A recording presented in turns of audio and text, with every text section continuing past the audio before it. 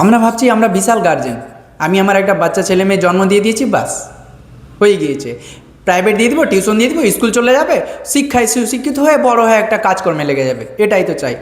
কিন্তু জানেন না আপনি আপনার ছেলে মেয়েকে কোথায় নিয়ে যাচ্ছেন, দিন দিন কতটা খারাপ রাস্তায় নিয়ে যাচ্ছেন।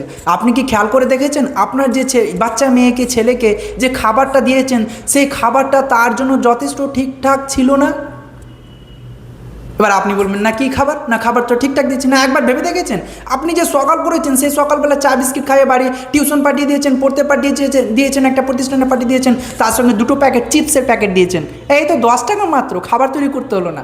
মা ঘুমিয়ে আছে, সকাল 7টা বেজে যায়, 8টা বেজে যায়, টিউশন সময় হয়ে গিয়েছে, স্কুল সময় হয়ে গিয়েছে, বাবা ফট করে উঠলো, মা তাড়াতাড়ি করে উঠলো, উঠে এই তো প্যাকেটে 10 টাকা ভরে দিল, ব্যাগে 10 টাকা ভরে দিল, যা গিয়ে 2টা চিপস নিয়ে নিবি, খাবার খেয়ে স্কুলে পড়ে নিবি, বাস হয়ে গেল। আপনি জানেন কি সেই চিপসের প্যাকেটে কি রয়েছে? আপনি গ্যাস খাওয়াচ্ছেন, গ্যাস, কোন গ্যাস? নাইট্রোজেন গ্যাস খাওয়াচ্ছেন।